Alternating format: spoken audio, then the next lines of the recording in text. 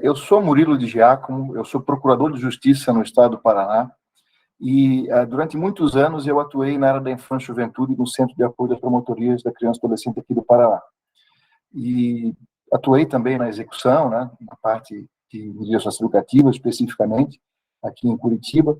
E, enfim, tenho procurado dedicar a minha vida, né, como promotor, como procurador, à área da infância e juventude. Mesmo atualmente não estando diretamente no Centro de Apoio, eu continuo vinculado, participando de eventos, dando palestras, escrevendo artigos, e é um prazer poder estar com vocês nesse momento de formação, para que nós possamos trazer algumas novas perspectivas, talvez, de atuação do próprio Ministério Público na área da infância e juventude.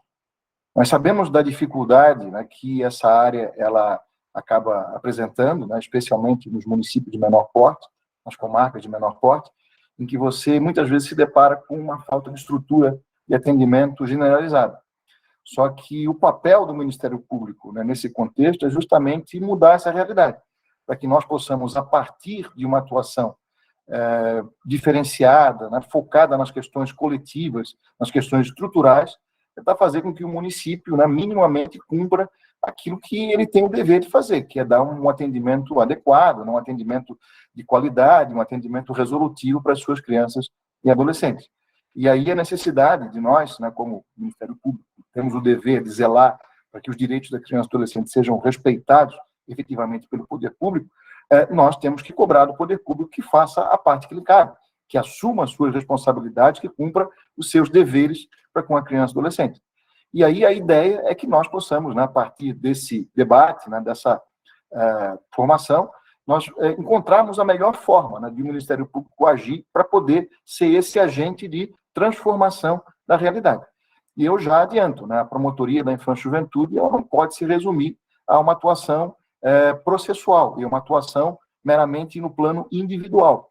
A promotoria da infância e juventude ela tem, né, que eventualmente sair às ruas, né, como se diz, ela tem que buscar o entendimento junto aos gestores, junto aos conselhos que deliberam políticas públicas, junto à Câmara Municipal, enfim, tem que ter uma atuação fora do gabinete para que nós possamos, de fato, transformar essa realidade a partir, né, de uma ação estratégica, né, da promotoria em conjunto com outros atores, e um ator que é muito importante nesse processo é o Conselho Tutelar, pode ser o nosso parceiro nessa busca, para que nós, a partir daí, consigamos, de fato, implementar o mínimo de estrutura de atendimento no município, para que o município tenha as condições mínimas para atender as suas crianças, adolescentes e famílias.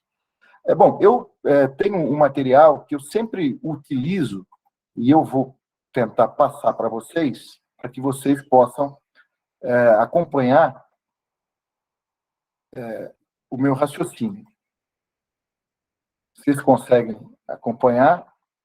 Nós temos aqui um desenho que é o modelo do que o Estatuto da Criança e Adolescente, há mais de 30 anos, né, mais de 32 anos atrás, ele imaginou sobre como é que deveria funcionar um sistema de garantia. O que é um sistema de garantia? Justamente aquele conjunto de programas, serviços, autoridades, agentes, enfim, que devem procurar, de uma forma conjunta, de uma forma articulada, de uma forma integrada, coordenada, juntos, encontrar o melhor caminho para a proteção integral à criança e adolescente. E esse desenho procura mais ou menos retratar como é que deveria funcionar esse sistema de garantia, com esses diversos componentes devidamente articulados entre si, trabalhando juntos em prol do objetivo comum, que é a proteção integral à criança e adolescente. E, evidentemente, que, né, em alguns municípios você não vai ter todos os equipamentos, todos os componentes que esse sistema de garantia deveria possuir. Mas, como eu falei, nós temos que ter os mínimos, né? Nós temos que ter alguns equipamentos mínimos que são essenciais para que eu possa dar um atendimento adequado à criança, ao adolescente e à família. E eu sempre tenho procurado falar das famílias, porque o atendimento das famílias, como nós vamos ver, também faz parte da política, né, de atendimento à criança e adolescente. Então, esse é o desenho, né, esse é o modelo, que eu costumo dizer, o modelo tradicional, que ele foi concebido pelo Estatuto há mais de 32 anos atrás, e ele tinha essa composição, né, múltipla, né, de múltiplos atores. Uma lei recente, né, a Lei 13.431, a lei da escuta, né, o depoimento especial, enfim, essa lei ela fez uma distinção, né, uma distinção clara. Veja, tudo aqui que está retratado compreende o que nós podemos chamar de sistema de garantia, mas especificamente focado no atendimento de uma criança ou adolescente vítima ou testemunha de violência. Só que a Lei 13.431, ela fez um diferencial. Ela diferenciou o que é rede de proteção, o que é sistema de justiça e o que é sistema de segurança pública. E para nós é importante ter clara essa distinção, porque a rede de proteção, ela tem que ter, primeiro, ela tem que ter uma existência concreta, né? E uma cobrança que nós, Ministério Público, temos que fazer junto ao Poder Público é a organização dessa rede de proteção, a regulamentação dessa rede de proteção, para que eu tenha clareza, quando eu falar rede de proteção, exatamente a quem eu estou me referindo, tanto no que diz respeito aos órgãos governamentais, quanto aos órgãos não governamentais.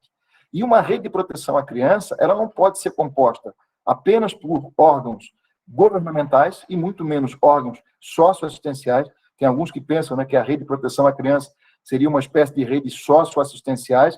Assistencial não é, ela tem outros componentes de outras políticas públicas, saúde, educação, cultura, esporte, lazer, habitação, enfim, ela tem uma composição intersetorial, interdisciplinar por excelência, e é importante que os diversos setores da administração, de uma forma ou de outra, eles integrem essa rede de proteção, todos aqueles que têm alguma relação com a área da criança, adolescente ou família, e é necessário que haja essa regulamentação. Nós temos que saber exatamente quais são os órgãos, as entidades governamentais que integram a rede de proteção, e também os órgãos, as entidades não governamentais que integram a rede de proteção.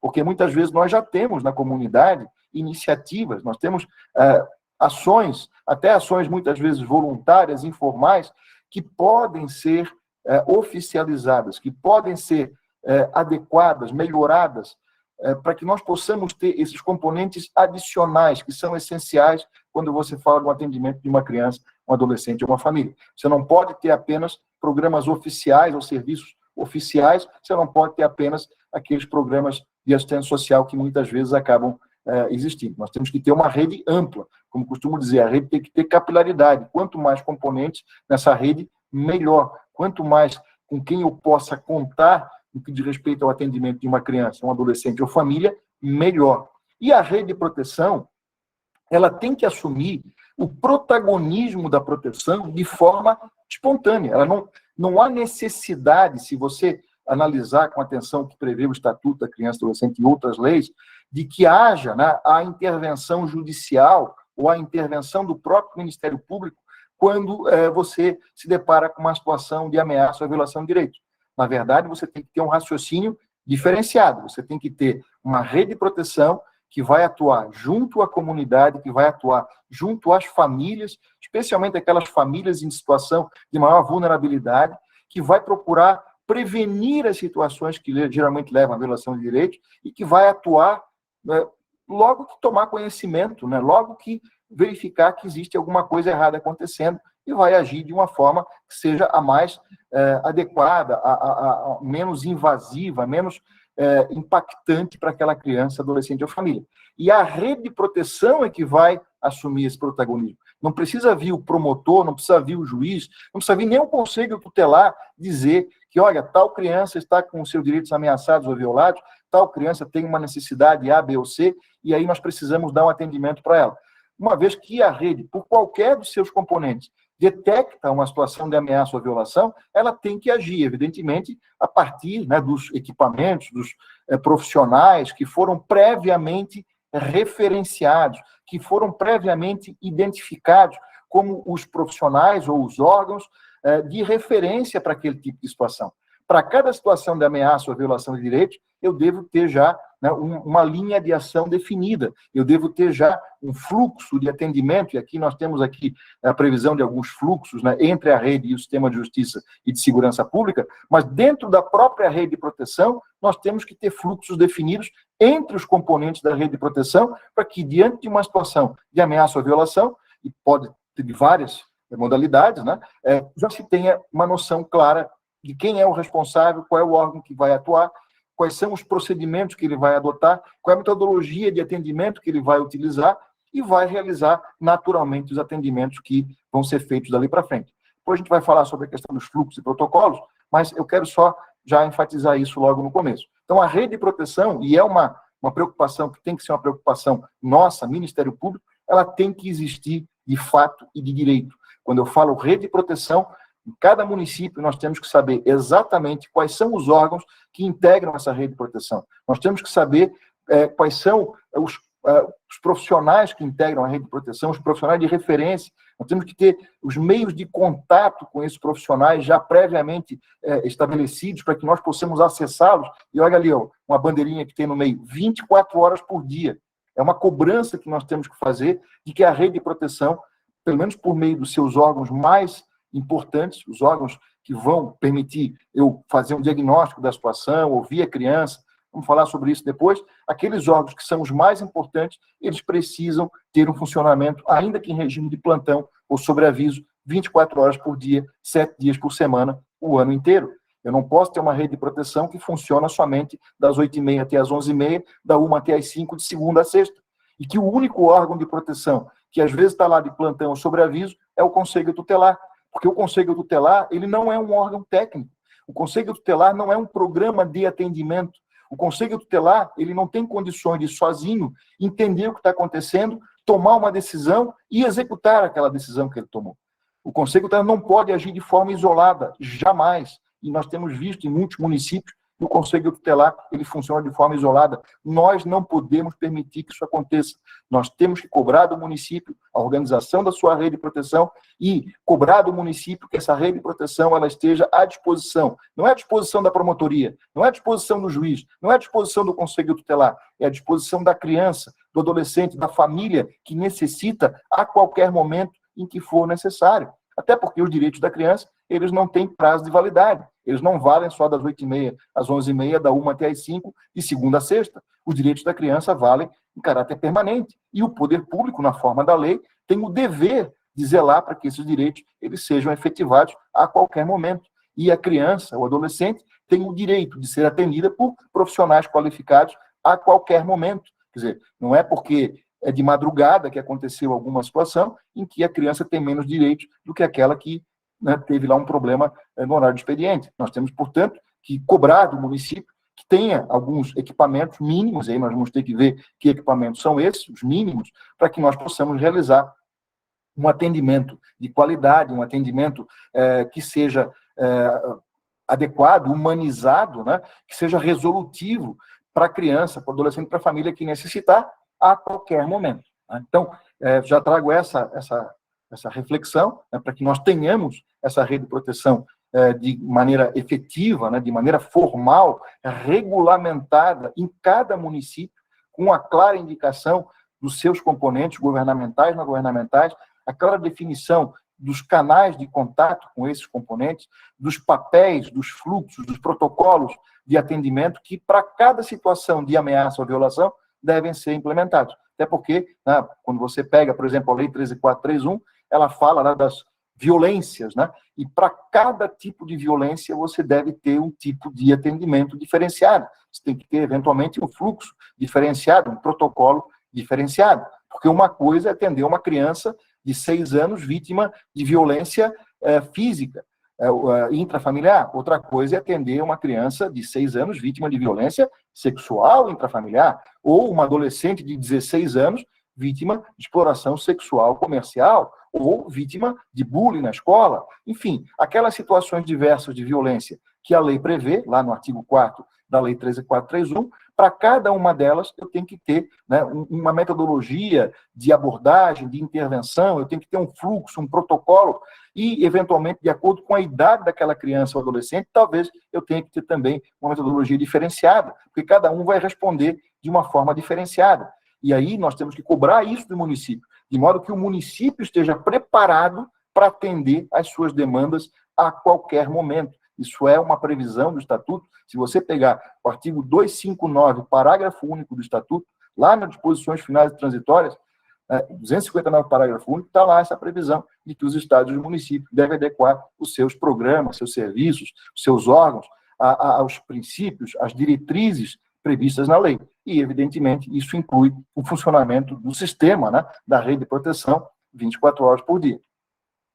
E é importante também deixar claro que a rede de proteção, ela não integra, né, o sistema de justiça e nem é subordinada ao sistema de justiça. A rede de proteção ela tem que ter vida própria, ela tem que ter uma autonomia em relação ao sistema de justiça, em relação ao sistema de segurança pública. O sistema de justiça que, quando eu falo do atendimento à criança e adolescente, especialmente vítima ou testemunha de violência, eu não falo só, né, do juiz da infância, do promotor da infância. Eu falo do juiz criminal, promotor criminal, o juiz da família, o promotor da família, porque nós vamos precisar, eventualmente, interagir entre nós e, né, cada uma dessas promotorias, infância, família, civil, né, no caso de dependendo da situação, a criminal, patrimônio público, né, porque a gente vai eventualmente cobrar do poder público a implementação de políticas públicas que vão demandar recursos públicos, vou cobrar a questão da implementação do fundo da infância, enfim, vamos ter que interagir nós juntos, né,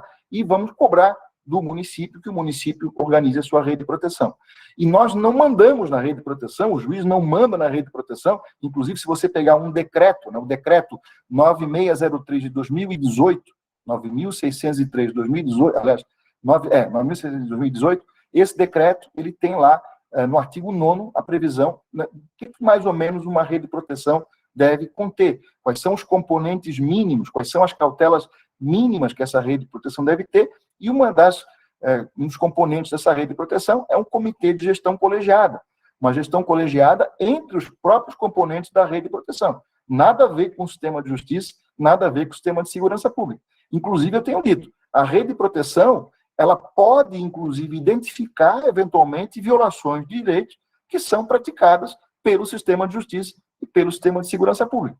E nós temos que interagir com a rede de proteção, não de uma forma, né, autoritária, né, como se nós fôssemos superiores. Não existe hierarquia dentro do sistema de garantia. Não existe hierarquia entre o sistema de justiça e a rede de proteção. O que é necessário é que haja diálogo entre todos os componentes do sistema para que nós possamos tentar encontrar o melhor caminho e, no que diz respeito aos fluxos e protocolos entre a rede de proteção e o sistema de justiça, nós temos que dialogar, nós temos que procurar mostrar para eles o que é o melhor, quais são os melhores caminhos que devem ser utilizados, e nós também, evidentemente, vamos ter que estar à disposição, também 24 horas, quando for necessário. Vamos estabelecer, né, alguns critérios, evidentemente, para que o sistema de justiça seja acionado, no que diz respeito à proteção, especialmente à criança, para evitar um acionamento banal, para evitar um acionamento indevido, né, mas nós temos que também ter esses canais de comunicação e estar à disposição. Assim como, né, nós temos que saber, né, com quem que nós podemos contar dentro da rede de proteção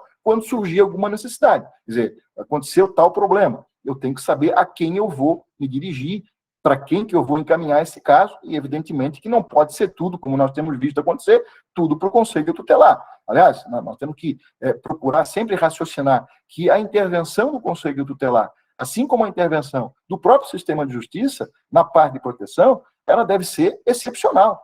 Eu só devo acionar, né, o Conselho Tutelar ou o sistema de justiça quando realmente houver, né, a necessidade, e a necessidade que tem que ser justificada. Se eu aciono o Conselho Tutelar, eu tenho que dizer por que eu estou acionando o Conselho Tutelar, o que é que eu quero que o Conselho Tutelar faça, que eu próprio não posso fazer, e por que que eu quero que isso aconteça. Nós temos que, né, explicar, nós temos que justificar, nós temos que esclarecer a situação. Aliás, não só o Conselho, né? Qualquer outro órgão que vai ser acionado dentro da rede de proteção, nós temos que justificar, e vice-versa. Se a rede de proteção aciona a promotoria, nós temos que combinar isso com eles, eles vão ter que justificar por que que estão acionando a promotoria, qual é a providência que eles querem que a promotoria tome e por quê, né? Com que subsídios, né? Com que elementos para que a promotoria possa, primeiramente, se inteirar daquela situação, procurar, né, verificar de fato o que está acontecendo e para que a partir daí possa avaliar a pertinência ou não da tomada de alguma providência a cargo do Ministério Público, inclusive, eventualmente, né, demandando o sistema de justiça. Um exemplo clássico, né, que nós temos sempre falado, é quando, por exemplo, há necessidade de afastar uma criança da família ou afastar um agressor da moradia comum, no caso de uma violência intrafamiliar. É necessário que, então, haja acionamento do Ministério Público, a lei prevê isso, e a promotoria, então, vai avaliar a pertinência ou não do ajuizamento de uma ação. Não uma ação, como a gente vê, de acolhimento, porque não há uma correlação imediata entre o afastamento da criança e o acolhimento. Vamos falar sobre isso. Mas ação de afastamento, para que possa, então, haver o afastamento ou da criança, ou, preferencialmente, né, se alguém tiver que ser afastado, o afastamento do agressor, para que a criança, então, possa não mais estar sujeita àquela situação de violência, e aí os dobramentos de proteção vão ser tomados dali para frente. Tá?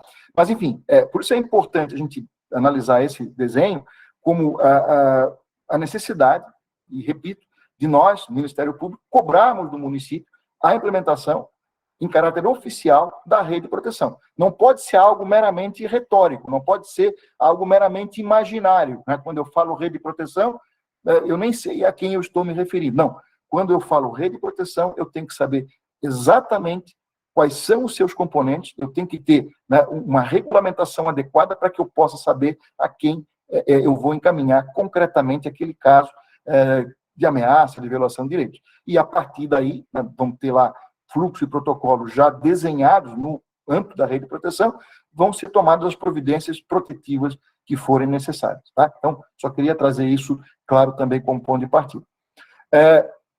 Historicamente, nós temos visto, né, uma concepção de atendimento que leva a essa imagem. Né? Quando você se depara com uma situação de ameaça ou violação, a primeira coisa que nos vem à cabeça é tirar a criança da família e colocar a criança numa instituição. Antigamente chamada abrigo, atualmente entidade de acolhimento institucional. Só que essa concepção é uma concepção completamente ultrapassada. Nós não podemos mais ter esse raciocínio, nós não podemos mais ter ou permitir essa prática, né? Que diante de uma situação de ameaça ou violação, a primeira providência que se pensa, que se toma, é tirar a criança da família e colocar a criança na instituição. Até porque uma criança não pode ser acolhida, né, de forma banal. Uma criança não pode ser acolhida sem o seu consentimento. Vamos também abordar essa questão um pouco mais para frente. Nós, quando fazemos isso, nós desconsideramos a criança como sujeito de direitos, nós deixamos de avaliar as alternativas que a própria lei estabelece para situações de ameaça ou violação, e nós corremos o sério risco de, a pretexto de proteger, praticar contra essa criança uma violência. Aquilo que a própria lei reconhece, a violência institucional, que decorre tanto de uma ação precipitada, equivocada, não planejada, enfim, indevida, excessiva, quanto da omissão. Quer dizer, nós não podemos nem agir de uma forma indevida, nem nos omitir. Nós temos que agir de forma correta.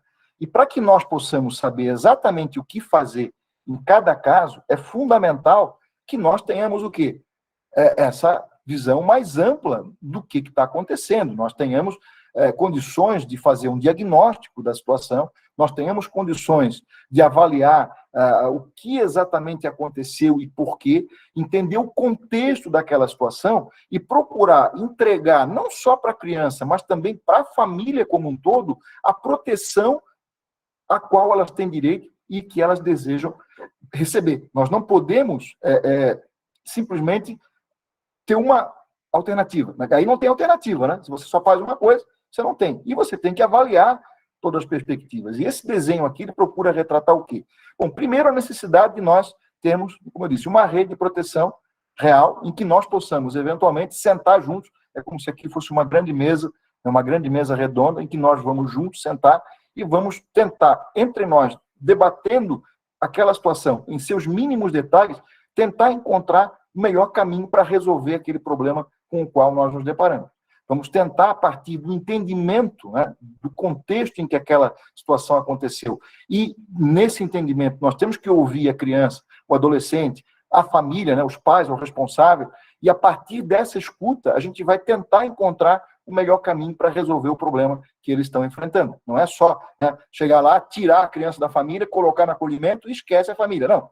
Nós temos hoje, por força de lei, o dever de procurar amparar não só a criança, mas a família como um todo. Aliás, não só por força de lei, né? A Constituição Federal prevê isso. Se você pegar a Constituição Federal, ela fala no artigo 227 de quem? Da criança e adolescente. E qual é a primeira instituição que é chamada pela Constituição para proteger o direito da criança? É a família. Só que antes de falar na criança, no 227, De quem fala a Constituição no artigo 226? Fala justamente da família. Está lá, a família, base da sociedade, tem especial proteção por parte do Estado. E parágrafo 8º, né, desse 226, essa proteção especial a que a Constituição se refere, ela deve ser exercida na pessoa de cada um dos componentes da família, seja qual for a família, seja qual for o arranjo familiar.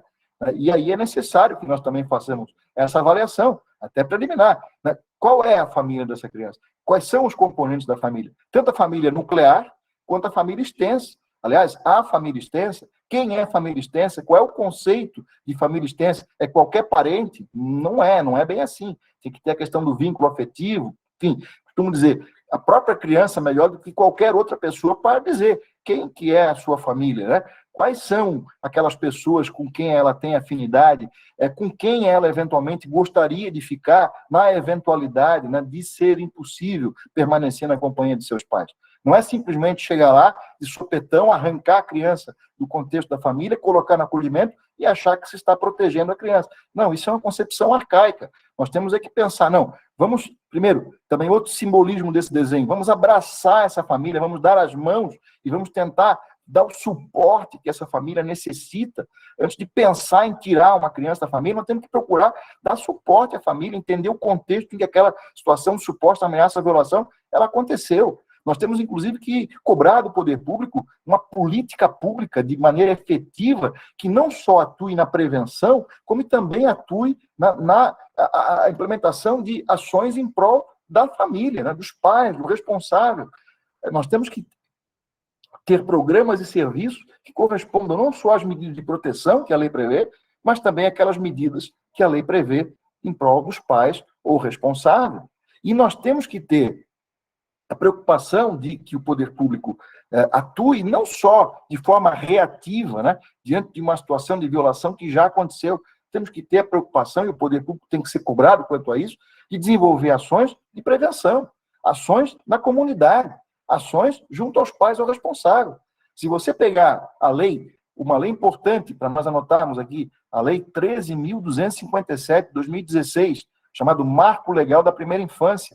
Se pegarmos o artigo 14 dessa Lei 13.257, 2016, você vai ver que tem lá toda uma previsão de ações em prol da família. A própria lei, né, 13.257, o Marco Legal, embora fale da política para a primeira infância, se analisarem a lei, está lá claramente expresso que nós temos que ter foco na família. Né? O foco de atenção é a família, e nós temos que proteger e fazer com que a família assuma as suas responsabilidades, e não, diante da primeira situação de violação, já pensar em tirar a criança da família. Se alguém tiver que ser afastado, esse alguém, na forma da lei, é o agressor, é o vitimizador. E a família tem que ser amparada para que nós possamos identificar possíveis situações anômalas que estejam acontecendo, mas numa perspectiva sempre, né, por princípio, e procurar manter a criança na família. Se tiver que afastar a criança, isso até pode acontecer, mas é uma situação excepcional que não pode ser banalizada e nós não podemos permitir, por exemplo, que o Conselho Tutelar atue como carrocinha de criança. Uma coisa que o Conselho Tutelar não é e não pode é tirar a criança da família. O Conselho até pode acolher uma criança, mas uma criança que está fora do contexto da sua família. Uma criança que está no contexto da família, se tiver que ser afastada, somente por ordem judicial, num processo contencioso, que se garanta contraditório para a defesa, e que nós avaliemos, antes de mais nada, quais são as alternativas que a própria lei estabelece e se elas são ou não são cabíveis naquele caso. Não é banalizar o afastamento como se fosse algo normal, como se fosse algo natural, porque não é. E nós temos que zelar justamente para quê? Para que nós tenhamos uma política pública adequada, em que o poder público ele vai, né, a partir de uma série de ações de prevenção, de proteção à criança, de proteção aos pais ou responsáveis, vai evitar que nós precisemos amanhã ou depois tomar uma providência mais drástica, como é o afastamento de uma criança da família. Nós temos que ter alternativas. Aliás, a política pública ela precisa oferecer alternativas e não pura e simplesmente ter como única possibilidade de atuação o afastamento de uma criança da família, que na forma da lei deveria ser a última, em vez de ser a única. Né? A última das últimas perspectivas é tirar da família e colocar no acolhimento institucional. E cabe a nós, justamente, cobrar do poder público o quê? A implementação de uma política pública, ou, né, no plural, né, de políticas públicas, para aquelas diversas situações que a lei prevê, que podem levar à violação de direitos, nós temos que ter uma política pública correspondente. Nós temos que ter ações de prevenção, de proteção, junto aos pais, alternativas para o atendimento, né, atendimento que independe até da aplicação formal de uma medida. Né? Esse desenho aqui ele é interessante porque a gente, às vezes, quando atua na área da infância e juventude, fica só raciocinando com a lógica da aplicação de medidas de proteção. E muitas vezes, né, se aciona o Conselho Tutelar e a grande justificativa, né, por que você está acionando o Conselho Tutelar? É para que o Conselho aplique medidas de proteção à criança ou adolescente. Mas o que é uma medida de proteção? Como é que ela deve ser materializada, executada? Não é algo tão simples assim. Bom, para começar essa conversa, nós não podemos, e a lei não faz isso, e nós não podemos entrar nesse raciocínio de condicionar o dever de agir do poder público, quando se depara com uma situação de ameaça ou violação de direitos, à aplicação de uma medida A, B ou C. O dever de agir do poder público, se você pegar o artigo 4º da Constituição, aliás, do Estatuto, o artigo 227 da Constituição Federal, não está, de modo algum, condicionado à aplicação de qualquer medida à criança ou adolescente. O poder público tem que agir na prevenção e detectar daquela situação, tão logo detectada a ameaça ou violação, ele deve agir por meio dos órgãos e agentes competentes, como eu falei, previamente referenciados, que já foram identificados na rede de proteção como as portas de entrada do atendimento e que já vão ser acionados e vão intervir, vão procurar ouvir a criança, vão procurar ouvir a família, vão procurar entender o contexto daquela situação e vão tomar logo em seguida as providências protetivas que forem necessárias, independentemente de vir amanhã ou depois alguém dizer que vai aplicar essa ou aquela medida. A aplicação das medidas, ela não é uma obrigatoriedade, ela é uma possibilidade, tá ali? Ela é facultativa diante, né, de uma eventual falha no sistema, supondo que, né, os órgãos competentes não agiram no momento que deveriam agir, não agiram na prevenção, não agiram na proteção, não agiram junto aos pais, não tomaram as providências que deveriam tomar de forma espontânea, prioritária, né? Aí chegou lá o Conselho Tutelar, ou chegou lá o juiz, detectou aquela falha no atendimento, e aí ele pode, eventualmente, apontar para a necessidade e tomar essa ou aquela providência. Agora, o que nós não podemos é achar que tudo quanto é problema que acontece na criança demanda, né, a intervenção do Conselho Tutelar ou do juiz e a aplicação de uma medida ou pelo Conselho Tutelar ou pelo juiz. Isso está errado. Né? Você tem que ter uma atuação do poder público, uma atuação da rede de proteção espontânea, prioritária e independente da aplicação de qualquer medida por quem quer que seja. Mas a medida é uma possibilidade. E aí é necessário que nós tenhamos programas e serviços correspondentes às medidas previstas em lei. Não adianta você aplicar uma medida se você não tiver na retaguarda programas e serviços correspondentes, porque senão a aplicação da medida vai ser meramente formal, ela vai ficar no papel, ela não vai ser efetivada, ela não vai ser executada. Então é fundamental que nós tenhamos esses programas e serviços correspondentes. Inclusive, eu elaborei um checklist, eu vou disponibilizar para vocês, um checklist de programas e serviços que correspondem às diversas medidas, às diversas ações que a lei prevê, e aí vocês vão poder, no município de vocês, onde vocês atuam, em cada município da comarca, verificar se o município ele possui esses programas e serviços, inclusive os programas e serviços que correspondem às medidas que a lei prevê. Embora não seja obrigatória a aplicação da medida, eu tenho que ter, pelo menos, os meios de prestar o atendimento espontaneamente, ou, uma vez aplicada a medida, eu ter para onde encaminhar. Porque se você não tiver para onde encaminhar, qual é o sentido em aplicar alguma medida? E eu tenho visto acontecer em muitos municípios que não têm esse programa de serviço, se aciona o Conselho Tutelar, e o Conselho Tutelar, primeiro, ele não tem nem base para tomar qualquer decisão. Ele não tem base, ele não tem informação técnica para poder saber o que está acontecendo, qual é o contexto em que aquela situação aconteceu. A gente, às vezes, imagina o Conselho Tutelar como se ele fosse capaz de, sozinho, resolver qualquer problema. Isso é uma falácia. Nem o Conselho Tutelar e nem o juiz. Né? Porque vejam o que prevê a lei em relação ao sistema de justiça. O juiz da infância e juventude, está lá no artigo 150, 151 do Estatuto, ele tem que ter à sua disposição uma equipe técnica.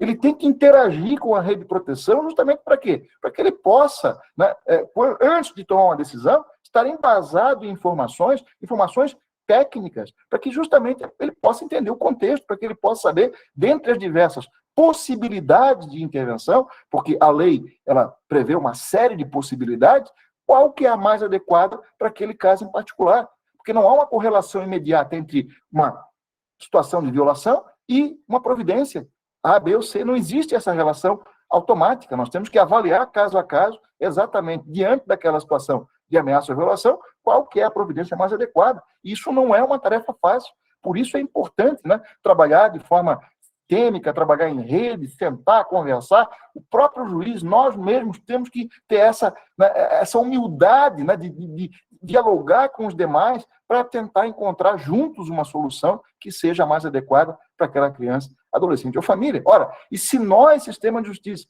se o juiz, antes de tomar uma decisão, antes de aplicar qualquer medida, né, que nós possamos imaginar, ele precisa ter esse assessoramento técnico, quem dirá o Conselho Tutelar, que é composto, na maior parte dos municípios, por leigos, por pessoas que não têm um mínimo de formação técnica. E o Conselho Tutelar não é um órgão técnico. Isso é uma questão que nós temos que deixar bem claro. Ele é um órgão eminentemente político. O Conselho Tutelar substitui o papel que outrora coube ao antigo juiz de menores. Inclusive, o Conselho Tutelar ele tem atribuições semelhantes às atribuições do juiz. Aliás, se você tem um município em que não há um Conselho Tutelar, quem exerce as atribuições do Conselho Tutelar é o juiz.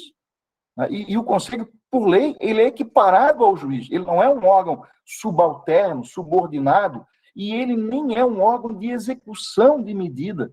A gente, às vezes, confunde, né, a possibilidade de o Conselho Tutelar aplicar medidas como se ele, uma vez aplicando a medida, fosse ele que fosse executar a medida. Não, o Conselho Tutelar, ele pode aplicar medidas, mas não é ele que executa. Uma vez aplicada a medida, quem vai executar essa medida são os programas, os serviços, né, os profissionais de referência que nós identificamos na rede de proteção, e não o Conselho Tutelar. Tanto é assim que o Conselho, está lá na lei, artigo 136, inciso 3º, a linha A do Estatuto, está lá.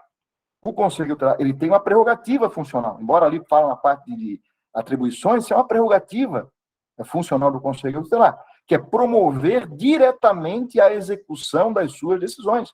Porque justamente a atuação do Conselho, ela é na perspectiva de desjudicializar o atendimento, de evitar que aquele caso chegue no Poder Judiciário. O Conselho, inclusive, ele foi dotado de poderes equiparados ao juiz para evitar que aquela situação chegasse ao Judiciário. E o 136, inciso 3º, letra A, diz que o Conselho Tutelar ele pode, inclusive, requisitar programas e serviços, né, da lei de serviços públicos correspondentes a essas medidas. Então, é um poder de requisição, uma requisição não é um pedido, uma requisição é uma ordem de autoridade, e a própria lei equipara o Conselho Tutelar em autoridade em relação à figura do juiz, da autoridade judiciária, e essa ordem ela tem que ser cumprida. E se não for cumprida, isso tem que ter uma consequência.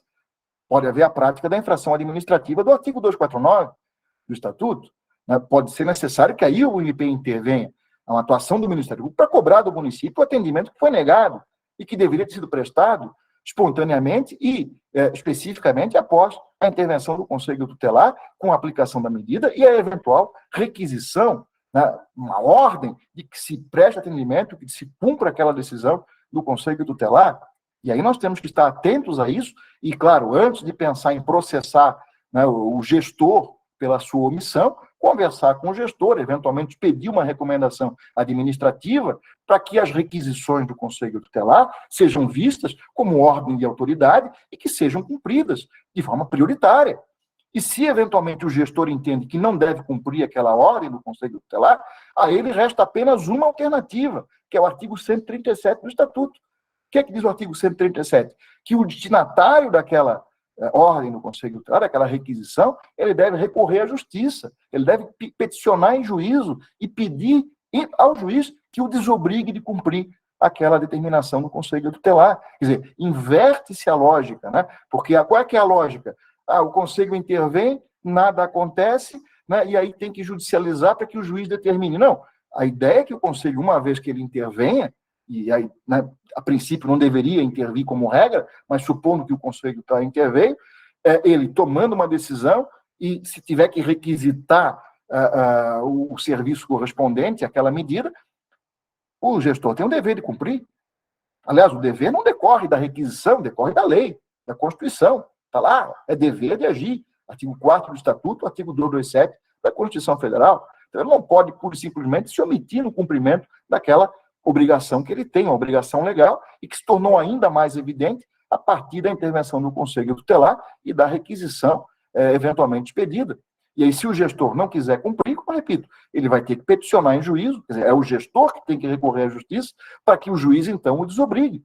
E, de outro lado, se a requisição ela for descumprida, esse gestor ele tem que ser processado por violação ao artigo 249 do Estatuto, e o Ministério Público tem que intervir para, se for o caso, ingressar até com uma ação civil pública e uma ação de responsabilidade contra o gestor omisso por não ter cumprido aquela obrigação que, repito, não é o Conselho que impôs, é a própria lei que impôs, né? Porque o dever de agir, o dever de atender aquele caso, de dar uma solução para aquele caso, decorre da lei e da Constituição Federal. Agora, aquela história, não adianta aplicar medida se não houver o programa e serviço correspondente. Não adianta o Conselho Tutelar requisitar um atendimento se eu não tenho para onde encaminhar aquele caso. E nós, e aí entramos nós, é importante que nós identifiquemos, né? Se eu pegar esse desenho aqui, onde é que estão faltando as engrenagens, né? Onde é que estão faltando os programas e serviços, onde é que os programas e serviços eles não estão com a sua composição técnica adequada, quer dizer, faltam profissionais, seja em quantidade, seja em qualidade técnica, que sejam capazes de atender os casos da forma como deveriam, e a partir daí vamos, eventualmente, junto com o Conselho Tutelar, definir uma estratégia para cobrar. Para cobrar da onde? Cobrar de quem? Claro, dos gestores, né, mas também aonde? Olha lá no centro desse sistema e no centro desse outro modelo. Qual é o órgão que está no centro? Conselho Municipal dos Direitos da Criança e Adolescente, CMDCA. Por que está no centro, tanto do sistema tradicional, né, previsto pelo Estatuto, quanto do sistema de garantia previsto pela Lei 13.431? Porque cabe ao CMDCA, que é um órgão intersetorial por excelência, que tem uma composição mista entre governo e sociedade, né? Cabe a ele definir a política de atendimento à criança e adolescente. Essa política, né, que é uma política de Estado. O que é a política de Estado? Ela não se resume ao governo do prefeito A, B ou C. É uma política para o município, uma política que se traduz num plano decenal de atendimento que vai distribuir tarefas entre os diversos órgãos e agentes corresponsáveis, que vai prever metas a serem atingidas, que vai prever recursos no orçamento público.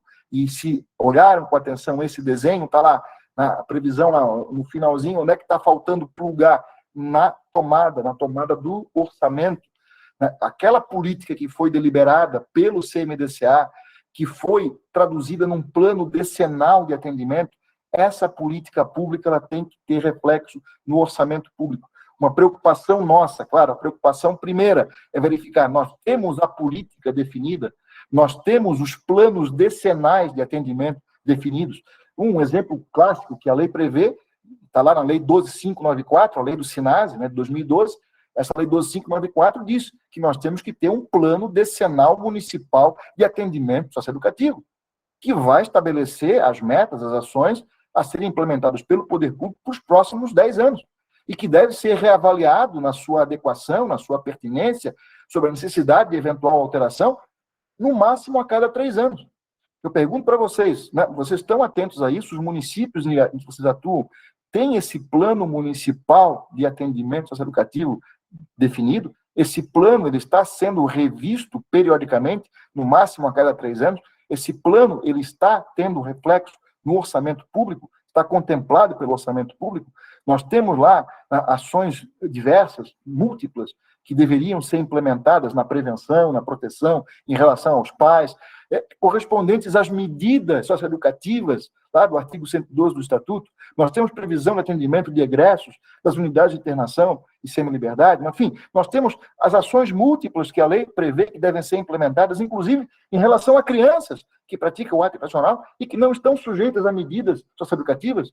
Nós temos isso ou nós não temos? E o que nós temos é adequado? Não é adequado? Está surtindo o efeito desejado? Nós estamos conseguindo reduzir os índices de violência entre os nossos jovens? Nós temos, enfim, conseguido avançar ou não? Isso é uma avaliação que nós temos que fazer. Eu acho que o próprio Conselho Tutelar tem que fazer também. A única vez em que a Lei 12.594 chama o Conselho Tutelar é justamente no momento de reavaliar periodicamente o plano decenal de atendimento socioeducativo, que é a tradução da política socioeducativa no município. E assim como nós temos que ter o plano decenal socioeducativo, tem que ter o plano de enfrentamento à violência contra a criança. Que nós temos que ter também ações de prevenção, de proteção em relação aos pais, alternativas diversas que nós temos que colocar à disposição. Não é à disposição, repito, do promotor, do juiz, do conselho tutelar, é à disposição da criança, do adolescente, da família que necessitam. Nós temos que garantir um atendimento especializado para ela, aliás, começando por onde? Pela escuta especializada. Nós temos, aliás, nos municípios em que vocês atuam, a previsão de mecanismos que sejam capazes de realizar a escuta especializada. Se vocês olharem, eu vou passar para vocês isso aqui, nós temos vários modelos aqui de fluxos de atendimento, se vocês analisarem, tem vários aqui que a gente coloca à disposição, vai colocar à disposição, e em todos eles, uma questão comum que você vai verificar é que nós começamos com a realização de um diagnóstico, quer dizer, uma avaliação técnica, surgiu lá uma notícia de ameaça, violação de direitos, potencial crime, se há crime em tese praticado, tem que ter um fluxo paralelo, digamos assim, porque você vai acionar a polícia judiciária. Quem vai investigar crime não é conselho tutelar, quem vai investigar crime não é a rede de proteção, quem vai investigar crime é a polícia. E a polícia, evidentemente, ela tem que interagir conosco e com a rede de proteção. A investigação criminal vai caber à polícia. Mas, além da preocupação em responsabilizar o autor do crime, eu tenho que ter a preocupação em atender a criança ou adolescente vítima daquela violência. E para que eu saiba exatamente o que fazer, eu tenho que realizar um diagnóstico da situação, tenho que entender o contexto em que aquela violação aconteceu. Eu tenho que procurar ouvir, se possível, e sempre que possível deve ser ouvida, a criança ou adolescente vítima. Eu tenho que procurar entender, sob a ótica da criança, do adolescente, o que aconteceu, que tipo de violação ela sofreu, que tipo de proteção ela espera receber de nós, porque muitas vezes nós não ouvimos e nós entregamos a ela uma proteção que não as satisfaz, não é isso que elas querem. E a lei, anotem esse artigo, por favor, é um artigo que é crucial, ela é essencial, artigo 100, parágrafo único do Estatuto. Esse artigo 100, parágrafo único do Estatuto, relaciona os princípios que nós devemos observar, diz a lei, quando a aplicação de medidas, eu digo, quando o atendimento a uma criança e adolescente, de modo geral, são nossos 12 mandamentos que nós temos que observar e fazer observar, fazer com que todos observem e respeitem. E um desses princípios elementares, é o da oitiva obrigatória e participação.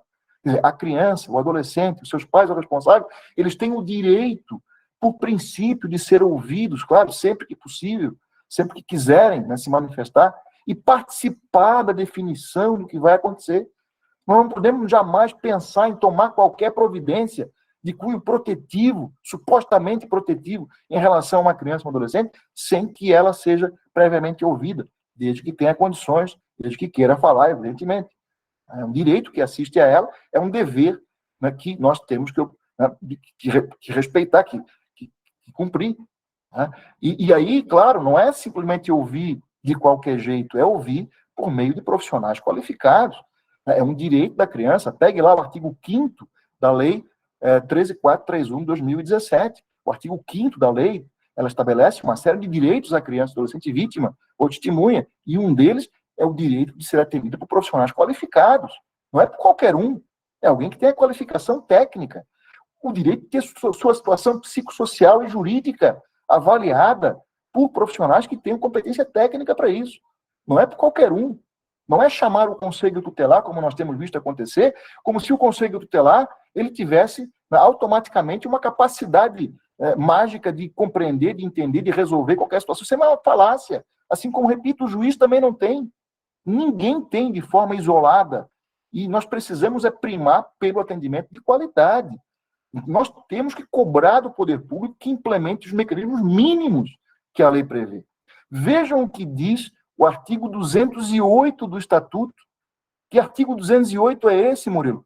É o artigo que abre o capítulo da proteção judicial dos interesses individuais, coletivos e difusos da criança e adolescente. E esse artigo 208, como é que ele começa? Como é que o capítulo da proteção judicial começa? Está lá, regem-se pelas disposições desta lei as ações de responsabilidade por ofensa aos direitos assegurados à criança e adolescente decorrentes do não oferecimento ou da oferta irregular de uma série de ações. E essa relação do artigo 208 é uma relação meramente exemplificativa. E apesar de ser exemplificativa, outras leis posteriores ao Estatuto acrescentaram incisos adicionais a ela, sem precisar, mas acrescentaram. Uma dessas leis foi a lei do SINASE. Está lá expresso que se não houver uma política, se não houver programas socioeducativos, isso pode importar na responsabilidade civil e administrativa do agente omisso. Esse artigo 208 ele se conecta com o artigo 216. Leiam o artigo 216.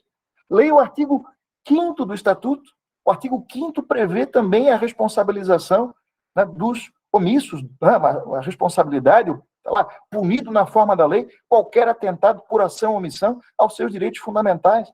Então, quer dizer, os gestores têm deveres que, se não forem respeitados, que não forem cumpridos, isso tem que ter uma consequência. Claro que, repito, não é para sair processando ninguém, mas isso tem que ficar claro quando nós formos, eventualmente, dialogar com os gestores, dialogar com os conselhos que deliberam política pública, para mostrar para eles que não é brincadeira, que ninguém está pedindo favor. Nós queremos que se cumpra o que está na lei. Uma outra lei que acrescentou um inciso a esse artigo 208 do Estatuto foi a Lei 13.431, deixando claro que se não houver políticas e programas e serviços, né, quando a lei fala programas, programas e serviços, de atendimento à criança, adolescente vítima ou testemunha de violência, isso também pode levar à responsabilidade do gestor omisso. Quer dizer, então nós não podemos simplesmente aceitar, como infelizmente nós temos visto, que em muitos casos acontece, passivamente, né, a omissão do poder público como se fosse algo intransponível. Não é. Né? Nós precisamos cobrar do poder público a política. E dentro da política nós precisamos cobrar que nós tenhamos, né, os equipamentos, os programas, os serviços, as ações, que nós tenhamos uma rede de proteção, né, implementada, oficializada, regulamentada, nós tenhamos os componentes mínimos que são necessários, dentre eles, né, um dos básicos os profissionais, os órgãos técnicos, e repito, o Conselho Tutelar não é órgão técnico, não estou me referindo ao Conselho Tutelar, mas os órgãos técnicos que sejam capazes de realizar o diagnóstico, de ouvir a criança, de procurar, né, a partir de uma avaliação criteriosa de cada caso, entender o contexto daquela situação e encontrar o melhor caminho, inclusive a partir da escuta da própria criança, da escuta dos demais envolvidos naquela situação. E, uma vez detectada a necessidade, quer dizer, você detectou que uma criança precisa de um atendimento médico, psicológico, psiquiátrico, ser reintegrada no sistema de ensino, atendimento social, quem faz o diagnóstico, quem detectou a necessidade, já faz o encaminhamento direto. Não precisa, eu vou chamar o Conselho Tutelar para aplicar a medida A, B ou C. Que história é essa? Que necessidade há de aplicar qualquer medida? Até porque, às vezes, se aplica uma medida de forma absolutamente aleatória, sem fazer essa avaliação preliminar da sua necessidade. Aliás, se você pegar o Estatuto, artigo 99, né, um requisito básico para você pensar em aplicar alguma medida é a avaliação das necessidades pedagógicas, ou necessidade de um modo geral. E quantas vezes, antes de você aplicar a medida, você faz essa avaliação? E não é só a necessidade pedagógica, a própria capacidade de se vincular à medida. Leia o artigo 112, parágrafo 1º do Estatuto, fala das medidas socioeducativas, né, você vai ver lá, nós precisamos ter uma avaliação preliminar da capacidade do adolescente de se vincular àquela medida, né, de se vincular às ações que são previstas. Isso vale também para adolescentes ou crianças em qualquer situação e famílias. Tem que se avaliar as capacidades, as potencialidades, as dificuldades, as deficiências. Nós lidamos com pessoas que muitas vezes têm déficit intelectual, têm até um transtorno mental leve ou até severo. Isso tem que ser diagnosticado, tem que ser detectado e tem que ser tratado, tem que ser trabalhado de uma forma diferenciada. E aí eu digo, nós temos que dimensionar, e aliás, temos que cobrar do poder público que dimensione o atendimento à necessidade de cada um. Nós não podemos, né, nos preocupar de maneira meramente formal e burocrática, como eu disse, a aplicar medidas, a fazer encaminhamento, sabe-se lá para onde, porque muitas vezes, como eu disse, aquela medida que foi aplicada não corresponde a programas e serviços que deveriam existir. Então, você geralmente encaminha para assistência social, porque há aquela percepção equivocada que o atendimento à criança seria quase que exclusividade da assistência social e somente dos órgãos oficiais, né? Só CREAS, CRAS. Olhe lá, às vezes tem algum outro tipo de serviço especializado, mas é muito difícil. Só que, né, não é assim, a lei não prevê isso. Aliás, se você olhar, em momento algum, a lei sequer faz referência a CREAS e CRAS. Ela diz lá, assistência social. E a assistência social ela vai ter que se organizar por meio de órgãos e entidades governamentais e não governamentais para atender aquela situação. Mas não é atender de qualquer jeito, é atender de uma forma que seja adequada, é atender de uma forma que possa resolver aquela situação. E aí o que nós vamos cobrar do poder público, aí anote também, né? Artigo 95 do Estatuto, que prevê que nós temos a atribuição, junto com o Conselho Tutelar e o juiz, de fiscalizar os programas de serviço. A lei fala só em programas, mas, repito, né, toda vez que se fala programas, engloba o serviço. Qualquer serviço, qualquer programa de atendimento à criança, ao adolescente, à família, está englobado ali no artigo 95, ainda que não nominado expressamente. E o artigo 90, parágrafo 3º, inciso 2 do Estatuto, diz que nós temos que, inclusive, periodicamente, né, no processo de renovação do registro desses programas de serviço, junto ao CMDCA, temos que atestar a qualidade e a eficiência. Quer dizer, não basta ter o programa, nós temos que ter o programa ou serviço, e o programa ou serviço tem que prestar um atendimento que seja adequado, seja de qualidade, seja eficiente, que tenha condições de atender qualquer situação, claro, podem ser programas específicos para situações que pode, mas o poder público, em geral, ele tem que atender as mais diversas situações que surgirem. Eu tenho dito, nós não temos o direito de deixar ninguém para trás. E nós não podemos permitir que o poder público realize o atendimento meramente formal e burocrático, de balcão. E às vezes vem aquela informação para nós, não aderiu ao atendimento, não aderiu ao tratamento. Que história é essa? Nós não podemos aceitar isso como desculpa. Se não aderiu, nós temos que ressignificar. O órgão técnico vai ter que reavaliar, vai ter que rever, vai ter que sentar junto com o próprio usuário, vai ter que sentar, né, em rede, discutir, repensar estratégias para poder abordar aquela situação, para poder enfrentar aquele problema, independentemente do seu grau de complexidade. O que nós não podemos é atender todo mundo do mesmo jeito, ou de qualquer jeito, como muitas vezes acontece, num equipamento que não tem lá na sua composição profissionais qualificados para prestar o atendimento da forma como deveria. Isso é absolutamente inaceitável. E cabe a nós fiscalizarmos, cabe a nós verificarmos, né, o grau de qualidade do atendimento que é prestado, inclusive ouvindo os usuários, avaliando os índices de reincidência, índices de não adesão, etc., que é um sintoma gravíssimo de que tem alguma coisa errada, e a cobrar do poder público adequações. Inclusive, nós temos, né, a atribuição de efetuar recomendações administrativas para poder melhorar o serviço, para poder fazer com que os serviços se adequem às necessidades, né, dos usuários, e não o contrário. Né, porque, às vezes, se exige que o usuário ele se adeque ao programa ou serviço que está ofertado. Só que, geralmente, o que se oferece é aquilo que até poderia ser muito bom para o meu filho, para o filho de vocês, para aqueles que estão numa situação de média complexidade para baixo.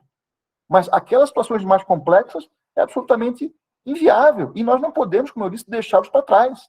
Ou imaginar que quando o caso é muito complicado, não, então agora eu vou judicializar, para que o juiz resolva. Isso é uma falácia. Não é o grau de complexidade que justifica ou não a judicialização. O poder público ele precisa atender as diversas situações, eventualmente, claro, até por equipamentos diferenciados. E aí nós temos que ter, dentro da rede, dentro, né, do sistema, equipamentos que atendam, que possam atender situações de maior complexidade que surgirem, né, para evitar sobrecarregar um equipamento com questões que não são tão complexas e que poderiam ser atendidas por outros programas de serviços, inclusive comunitários. Mas o que nós precisamos é fazer essa avaliação. Como que está sendo prestado atendimento no nosso município? Quais são os equipamentos com os quais nós, né, não só nós, os usuários podem contar quando surgir alguma situação de ameaça ou violação? Em que condições o atendimento é prestado? Quais são os profissionais que atuam nesses equipamentos que vão estar à disposição para atender? Em que condições eles vão atender? Em que momento, até como eu falei, às vezes tem situações que eu vou precisar deles às 3 horas da madrugada de sábado, porque surgiu naquele momento aquela situação e eu tenho que ter à disposição. E não é chamar o conselho tutelar, que o conselho não pode fazer o papel dos órgãos técnicos. O conselho não pode improvisar o atendimento. Nós temos visto, infelizmente, acontecer muitas vezes isso. Né? Até colegas promotores acionam o conselho tutelar, e apenas o conselho tutelar, cobrando do conselho o exercício de atribuições, não é que não são da sua competência, mas para os quais eles não têm preparo técnico para desempenhar atividades que eles não estão preparados tecnicamente para desempenhar. Qual é o resultado que nós esperamos quando nós encaminhamos para alguém que não é técnico uma situação que demandaria uma intervenção técnica altamente qualificada? Qual é o resultado que nós esperamos que advenha daí? Nenhum resultado bom. Aliás, o que acontece, e muito, a partir de uma intervenção equivocada, uma intervenção desqualificada, uma intervenção não planejada, você, improvisada, amadora, né? Você acaba praticando violência institucional contra a criança. Ao invés de proteger a criança, você acaba prejudicando ainda mais aquela criança, que, repito, tem direito de ser atendida por profissional qualificado. Então, daí a necessidade de nós fazermos essa avaliação. É uma questão que cabe a nós, talvez antes de mais nada, promotores da infância, fazer essa análise global. Como que o meu município está em termos de programas, serviços, políticas públicas para criança, adolescente e família? Quais são os equipamentos que nós temos à disposição? E aí entra aquele checklist que eu falei. Como que esses equipamentos estão espalhados no território do município, estão dimensionados para atender a demanda? Como é que está, né? Se tem fila de espera, não tem fila de espera? Como é que o usuário está se sentindo após o atendimento prestado? São questões básicas que nós precisamos avaliar, que nós temos que responder. Como é que o orçamento público ele está organizado para contemplar os recursos necessários para que eu possa executar as políticas públicas que foram eventualmente já deliberadas pelo CMDSA, que deveriam ser prioritárias para o poder público? Então, o princípio da prioridade absoluta, né? Que está previsto no artigo 4º, caput, parágrafo único do Estatuto, o artigo 227, caput da Constituição Federal. Isso está sendo respeitado pelo poder público. Nós temos recursos suficientes para colocar em prática as ações que foram previstas nesses planos decenais. Aliás, existem os planos decenais. Nós estamos participando do processo de elaboração e de revisão periódica desses planos decenais. E aí, né, aqui nesse outro desenho, nós temos uma rede de proteção operacional, nós temos uma rede de proteção regulamentada, nós temos fluxos e protocolos pré-definidos já no âmbito da rede e entre a rede e o sistema de justiça e o sistema de segurança pública. Esses fluxos e protocolos, eles estão sendo colocados em prática, na verdade, tem no papel, tem que estar sendo executado. E aquilo que está sendo colocado em prática está funcionando, não está funcionando, pode melhorar, não pode melhorar. E aí, evidentemente, né, a partir desse diagnóstico, digamos assim, mais global, nós vamos interferir nesse processo de elaboração da política pública. Não é nós querendo mandar, mas nós pontuando, né, nós pautando questões e levando essas questões para discussão lá no âmbito do CMDSA, ou, né, do Conselho da Assistência Social, no Conselho de Saúde, Conselho de Educação, enfim, os conselhos deliberativos de política pública de um modo geral. É nós cobrando desses órgãos deliberativos que tomem as decisões correspondentes. Ah, Murilo, mas no meu município o CMDSA não funciona. Isso é desculpa para o promotor? Evidentemente que não. Se não funciona, vamos fazer funcionar. Vamos cobrar do gestor que não só nomeie, né, os representantes do governo, mas que garanta as condições necessárias para que os conselhos deliberativos funcionem, disponibilize uma estrutura administrativa de apoio para que eles funcionem, inclusive disponibilize, né, os meios, até para... E uma coisa que eu tenho sugerido, e vocês podem também recomendar e cobrar, que as reuniões dos conselhos deliberativos de política pública, elas sejam gravadas e depois publicadas na internet, no Facebook, de preferência, aliás, que elas sejam transmitidas em tempo real, porque hoje a tecnologia, especialmente no pós-pandemia, que nos acostumou a usar esses mecanismos digitais, nós hoje não podemos mais ter uma reunião realizada a portas fechadas no município.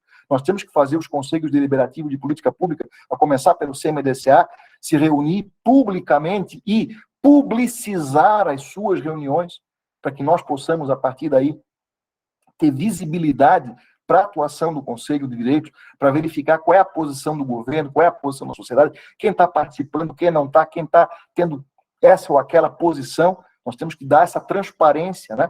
essa publicidade para a atuação desses conselhos e, evidentemente, nós temos que cobrar, nós temos que pautar, nos aproximarmos do Conselho Tutelar para fazer com que o Conselho Tutelar seja nosso parceiro, não é nosso subalterno, é nosso parceiro, porque o Conselho Tutelar também tem que ter essa preocupação com as questões coletivas, com as questões estruturais. Eu costumo dizer, a atribuição mais importante do Conselho Tutelar é do artigo 136, inciso 9 do Estatuto.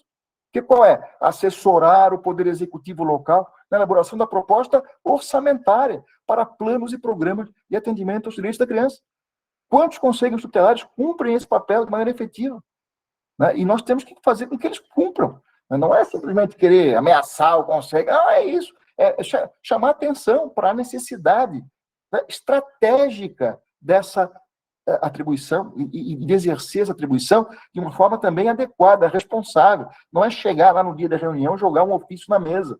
É um trabalho que se faz com antecedência, colhendo dados, colhendo informações, ouvindo os usuários dos equipamentos, fiscalizando os equipamentos, os programas e serviços, indo lá junto aos técnicos que atuam na ponta, para até ouvir deles eventuais reclamações, ouvir a comunidade, realizar audiência pública para verificar e colher dados que muitas vezes eles estão sendo subdimensionados para os dados oficiais, e tentar enfrentar as questões, sobretudo, no plano coletivo. Um exemplo clássico que nós temos visto, assim, uma deficiência generalizada nos municípios e que não é tratada como deveria. A questão das vagas em creche pré-escola. As vagas em creche pré-escola, em regra, né, elas são deficitárias. Mas como é que nós temos feito? Muitas vezes o conselho tutelar, você vê fazer como? Uma criança vai lá procurar o conselho porque precisa de vaga na creche pré-escola. Aí o conselho aplica a medida individual para aquela criança, requisita a vaga e às vezes consegue, às vezes não consegue. Quando não consegue, não tem nenhuma consequência. Não pode ser assim. Até porque não é só aquela criança que ocasionalmente está fora da creche ou da pré-escola. Nós temos isso aí de forma generalizada. São centenas, talvez milhares de crianças. Você não pode tratar uma questão que tem um déficit gigantesco apenas no plano individual, porque senão você vira o gestor. Quando você passa a tratar individualmente essas questões, é você que então vai dizer quem que deve ou quem não deve ser atendido, quem deve ou não deve ter direito à vaga em creche pré-escola. Só que na forma da lei da Constituição, é direito de todos. Todos têm igual direito. Como é que você vai trabalhar no individual aquilo que tem que ser enfrentado coletivamente? E aí a necessidade de vocês se unirem com o Conselho Tutelar, eventualmente com a própria Defensoria Pública, que às vezes também faz um trabalho meramente individual, se unirem entre as autoridades que podem interferir, colher dados, informações quanto à real dimensão desse problema e levar essa discussão para os conselhos que deliberam política pública, aí no caso não só o CMDCA, mas o Conselho Municipal de Educação, fazer com que essas reuniões sejam publicizadas, para que a gente dê visibilidade, transparência, para que a gente possa fazer com que o gestor ele tenha que enfrentar a sociedade quanto a essa cobrança e, eventualmente, se for o caso, se tiver que entrar com uma demanda judicial, se tiver que ajuizar uma ação para fazer com que o município cumpra pela via judicial aquilo que ele tem o dever de fazer espontaneamente, não é só entrar com uma ação contra o ente federado do município, é entrar com uma ação contra o ente,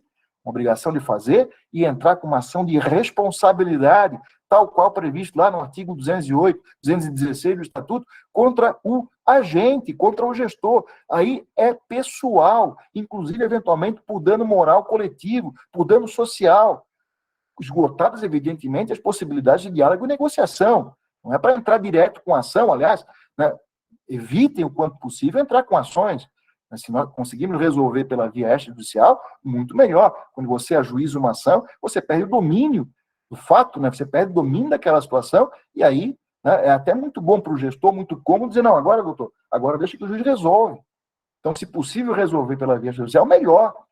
Mas se nós tivermos que entrar com uma ação para obrigar o município a cumprir, né, o seu dever, que é imposto pela lei e pela Constituição, e que ele deveria fazer espontaneamente. Segundamente, a partir de uma intervenção eventual do Conselho Tutelar, e não fez. A partir de uma intervenção dos Conselhos Deliberativos, que têm poder de decisão quanto à política pública, e assim, ainda assim, ele se omite. E tivemos que entrar com uma ação de obrigação de fazer, repito, não é só entrar contra o ente, porque é muito cômodo para o gestor. Nós temos que entrar contra o ente município e contra o agente, o gestor omisso, porque é isso que aponta a lei claramente. E aí ele vai ser responsabilizado pessoalmente pela sua omissão. Mas, repito, não é para fazer isso como primeira providência. É a última das últimas providências após esgotados os meios de tentativa de solução pela via extrajudicial. Agora, são estratégias que vocês vão ter que desenvolver dentro da promotoria, eventualmente até em conjunto de promotorias, né, promotorias que atuam numa região, até no próprio Estado, né, para ser uma ação coordenada entre todos, com a participação, eventualmente, até da Procuradoria-Geral de Justiça, né, dos centros de apoio, né, que poderiam também realizar essas gestões em âmbito estadual, e com a parceria do Conselho Tutelar, e com a parceria, eventualmente, se possível, da Defensoria Pública. Porque se nós somarmos esforços, se nós combinarmos as ações, especialmente as ações junto aos gestores e aos conselhos que deliberam política pública, a Câmara Municipal, né, que é um órgão também de fiscalização e controle da atuação do Executivo, que também deve zelar para que o Executivo cumpra a lei e a Constituição, inclusive o princípio da prioridade absoluta à criança, da proteção integral à criança e adolescente, a gente consegue avançar muito mais. Só que isso é uma questão, como eu falei, promotor da infância não pode ser um promotor de gabinete.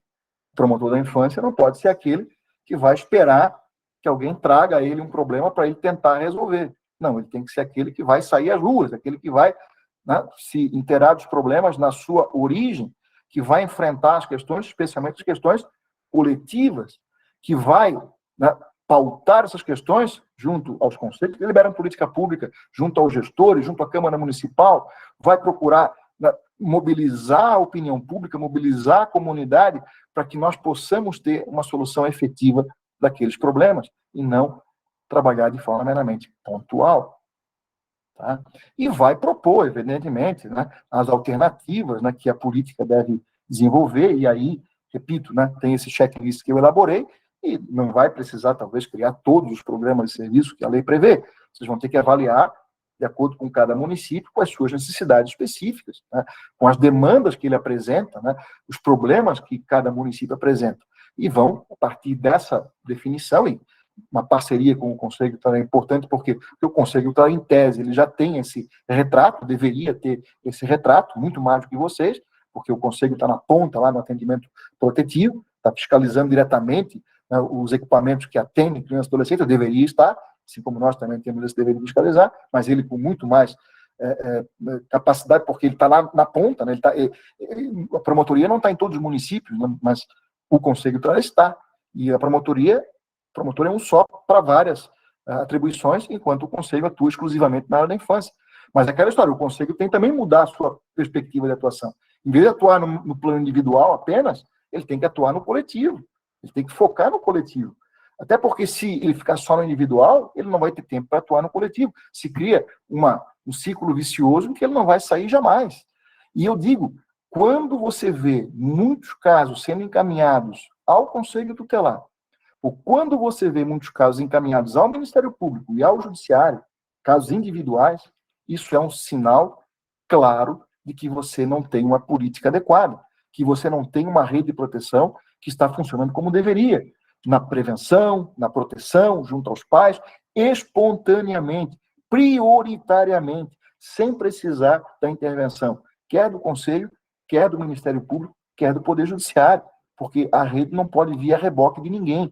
Ela tem que ser a protagonista da proteção. Ela tem que ser aquela que vai estar à frente, que vai estar na comunidade, que vai estar junto às famílias, inclusive, se for preciso, prestando um atendimento em domicílio. A Lei 13.257 de 2016, marco legal, lá no artigo 14, fala isso expressamente. E nós temos que cobrar que haja a oferta da política pública, que haja a oferta das ações, a oferta dos programas e serviços correspondentes às medidas, embora eu particularmente não gosto de falar em medida e trabalhar com a lógica da medida, as medidas que a lei prevê são parâmetros.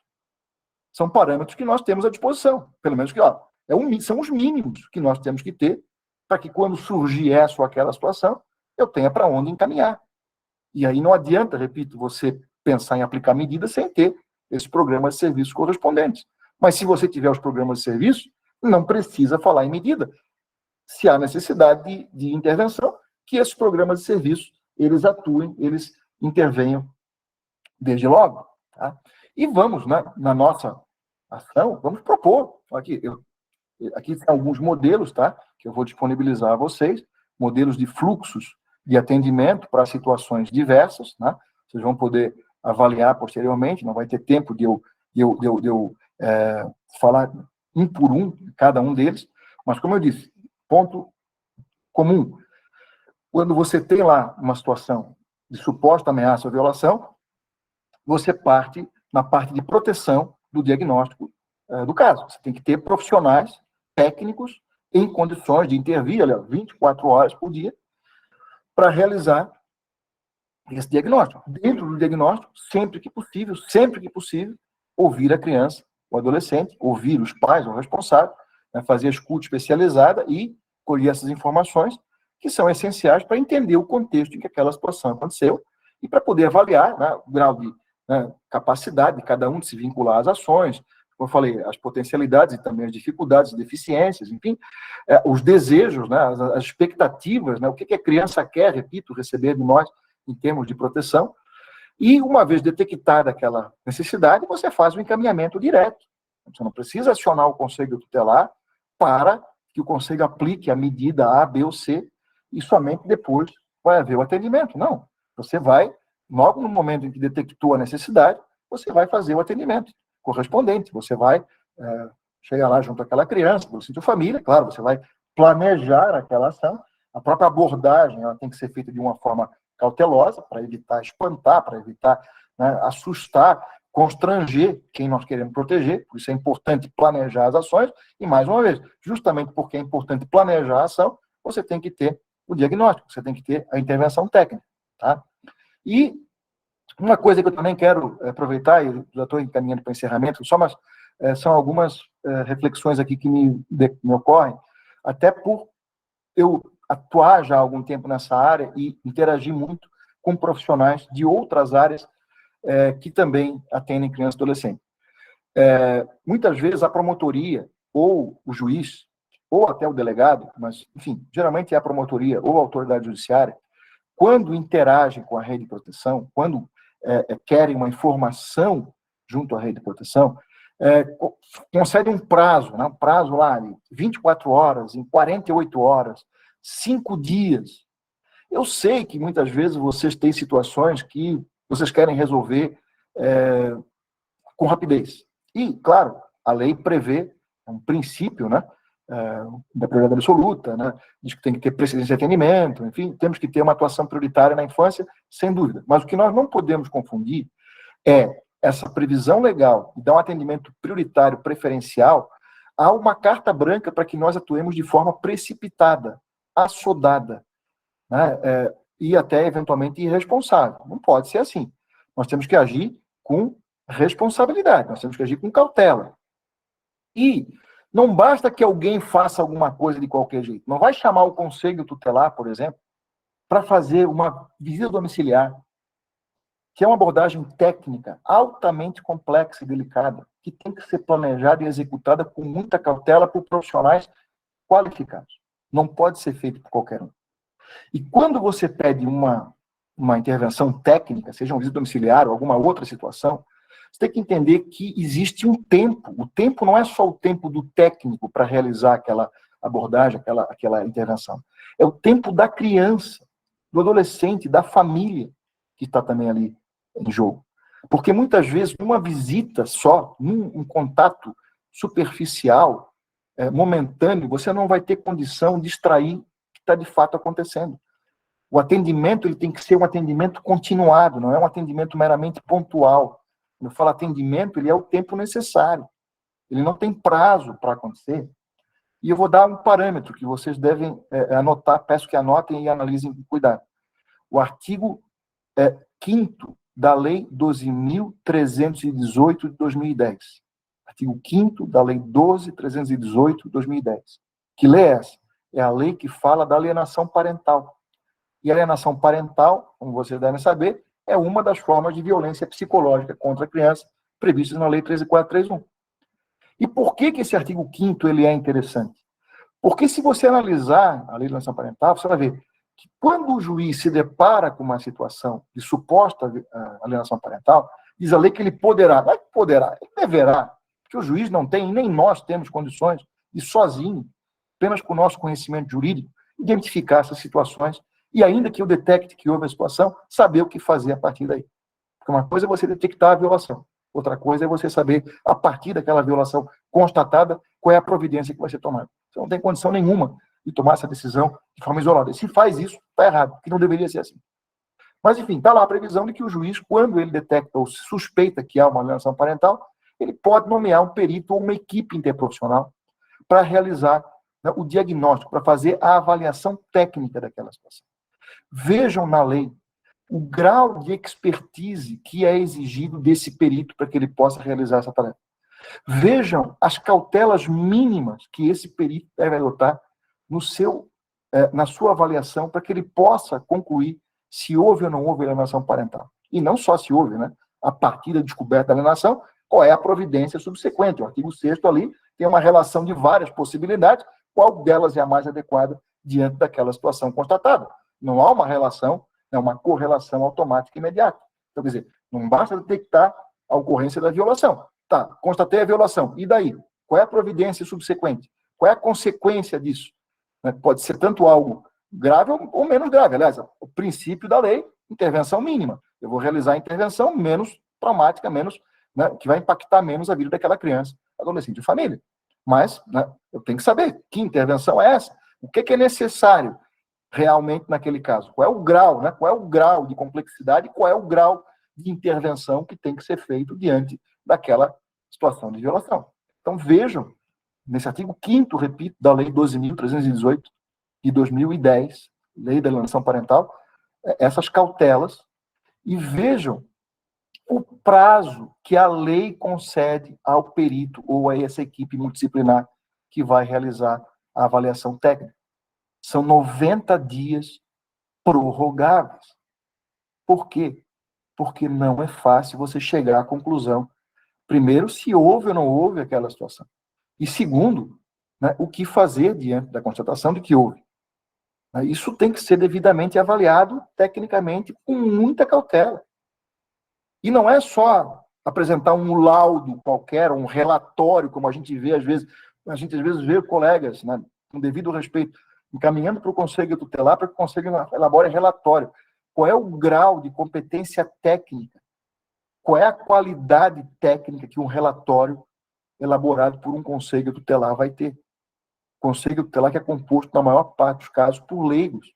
E ainda que tenha lá algum técnico, a função dele não é de técnico, é de Conselho Tutelar, que é diferenciado. Eu tenho que ter, no município, profissionais que sejam capazes de fazer esse tipo de avaliação, não é para a promotoria e não é para o juiz. É para a criança, para aquela família, para que eu possa, a partir da descoberta do que está acontecendo, né, do que está causando aquele problema, as circunstâncias em que aquela situação aconteceu, para que eu possa encontrar o melhor caminho para resolver aquele caso. Na seara protetiva, porque na seara de responsabilização, até se vocês analisarem aqui, os desenhos todos, se tem lá um crime sendo em tese praticado, você vai acionar a polícia judiciária para que haja investigação policial e a responsabilização criminal. Que eu digo, é fácil. responsabilizar criminalmente, está lá a previsão, constatou autoria e mentalidade, que é a pena mínima máxima que a lei prevê, você vai fixar, pela lei penal, a pena mais adequada. Agora, na parte protetiva, não existe isso. Então, veja a dificuldade de você poder, né, dar uma solução para aquele caso. Porque não é uma solução qualquer, é a solução que realmente contempla o interesse da criança. Porque a criança ela tem que se sentir protegida a partir daí. Não adianta você aplicar uma medida para uma criança, encaminhar a criança para algum lugar qualquer e ela, ao invés de se sentir protegida, se sentir prejudicada. Se sentir, inclusive, revitimizada, vítima de violência institucional, como acontece muitas vezes quando você tira da família e coloca numa instituição, que é uma providência extrema, altamente traumática, potencialmente, pelo menos, e que faz com que a criança, ao invés de se sentir protegida, ela passe a sofrer com essa providência. Quer dizer, a pretexto de proteger, nós violamos uma série de direitos e revitimizamos e prejudicamos a criança. Que história é essa? Nós não temos essa autorização legal, nós não temos essa possibilidade, nós temos que entregar o melhor. E para que nós possamos entregar o melhor, nós temos que agir da forma correta. E, mas o meu município é muito pequeno, a minha comarca, não interessa, nós não podemos continuar aceitando 32 anos depois da promulgação do Estatuto, que nós não tenhamos os mínimos, as estruturas mínimas necessárias para prestar o atendimento que é devido àquela criança, adolescente e família. Se o Ministério Público não servir para justamente cobrar do município que haja essa estruturação, para que haja essa organização, de modo que nós tenhamos a política, ou as políticas, né, como eu falei no plural, para as diversas situações de ameaça e violação que surgirem. Se o MP não servir para cobrar do município que nós tenhamos uma rede de proteção adequada, com os componentes mínimos necessários, né, então não serve, me desculpa, não serve para nada. E é claro que nós temos esse dever, e nós temos essa possibilidade. A lei coloca à nossa disposição uma série de mecanismos, basta analisar o que está lá previsto no artigo 201 do Estatuto, que fala do Ministério Público. As atribuições que nós temos, basta olhar no artigo 208 e seguintes, os mecanismos judiciais e extrajudiciais previstos em lei para corrigir as omissões do poder público, as falhas estruturais que existem. E nós sempre temos que ter essa preocupação com o coletivo, né, com a questão da política. Porque quando você vê uma sobrecarga no Conselho Tutelar ou na Promotoria da Infância e Juventude, isso é o sintoma, né, é a prova cabal de que a política ou ela não existe, ou ela está completamente equivocada na sua execução. E nós temos que corrigir isso. Nós temos que fazer com que o poder público estruture o município de forma minimamente adequada para atender as suas situações de ameaça ou violação no momento em que surgirem. Disponibilizar, como aqui tem várias casinhas ali, as portas de acesso, não é para o promotor, para o juízo, para o conselho, é para o usuário, que eles precisam acessar. Os programas e serviços aos quais eles têm direito. O atendimento de qualidade e resolutivo ao qual eles têm direito. Essa tem que ser a nossa cobrança. Agora, é aquela história, uma cobrança que não pode ser também isolada. Não pode ser só por meio de uma ação civil pública.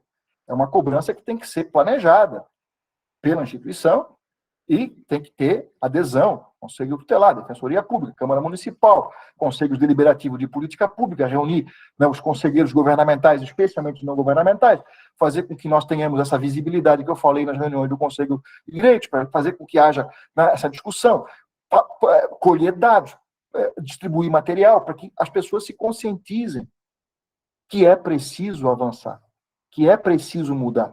Nós estamos aqui não é para administrar prejuízo, não é para tentar dar um jeitinho, não é para cobrar de quem não tem competência técnica, como é o caso do Conselho Tutelar, o desempenho de funções para as quais eles não estão preparados e que vai trazer prejuízo para a criança se for levada em prática. Nós temos que aqui cobrar justamente o quê? Que nós tenhamos a política, que nós tenhamos o sistema, né? O sistema que de fato exista, um sistema que funcione de forma sistêmica. Não é cada um no seu quadrado, fazendo o que acha que deve fazer isoladamente. É todos nós agindo de forma articulada, integrada, coordenada, cada um dando a sua contribuição, né? Fazendo a parte que lhe cabe, porque é justamente a soma desse todo que vai permitir que nós possamos chegar lá na proteção integral à criança e adolescente. Enquanto nós agimos de forma isolada, vamos conseguir jamais chegar a lugar nenhum. Porque não é o que prevê a lei. A lei prevê justamente o quê? Essa ação coletiva, essa atuação coletiva. Não é ação judicial, é uma atuação coletiva. A proteção integral à criança, obrigatoriamente, é fruto de uma construção coletiva, em que cada um de nós, integrantes do sistema, e isso aqui é uma relação meramente exemplificativa, podia colocar outros tantos componentes, assim como aqui, podia colocar tantos outros componentes. Cada um de nós vai dar a sua contribuição, e nós vamos ser aqueles que vamos sentar nessa mesa, não é para querer dar ordem em ninguém, é para levar propostas concretas, para levar os dados que vão mostrar as consequências da falta de uma estrutura adequada de atendimento, que vão mostrar o que está acontecendo e que tem acontecido ao longo dos últimos 32 anos, em decorrência da omissão do poder público, que é justamente um aumento do número de casos de violações, e que nós temos que mudar esse quadro. Nós estamos aqui para isso, mudar esse quadro. Tá? E eu, né, com esse material que eu, né, espero que hoje, com essa nossa conversa, e com esse material que eu, né, vou disponibilizar para vocês, eu tenho tentado, né, e é importante que vocês também assumam esse compromisso de ser esse agente de multiplicação, de transformação, porque somente assim a gente vai conseguir, de fato, fazer a diferença para melhor na vida das crianças e adolescentes e as famílias, né, e a sociedade de um modo geral. Espero que vocês tenham gostado, né? Enfim, não sei se teremos uma possibilidade posterior de conversa novamente, ou de envio de perguntas, mas me coloco à disposição, tá? Inclusive, aliás, né, queria colocar à disposição aqui, eu tenho uma página no Instagram, em que eu tenho produzido material, publicado material, feito algumas lives, inclusive vou fazer uma live agora na próxima quinta-feira, não sei quando vocês vão receber esse material também, mas, enfim, eu tenho procurado, a partir, né, dessa reflexão, digamos assim, e que é fruto de um tempo longo que eu já tenho trilhado nessa jornada aí de promotor da infância, embora seja procurador de justiça, eu ainda me considero um promotor da infância, e eu acho que talvez seja foi a área em que eu mais me identifiquei, em que eu vi que nós temos as condições de realmente sermos agentes de transformação, em que nós temos a condição real de mudar uma trajetória, não só de uma criança, mas de uma sociedade. E se nós entendêssemos o quão estratégico isso é para o Brasil, investir na criança, investir, né, enquanto instituição, enquanto profissional do Ministério Público, enquanto sociedade, de modo geral, na infância, a gente conseguiria realmente avanços significativos. Ainda mais significativos. Né? E nós temos 32 anos de estatuto.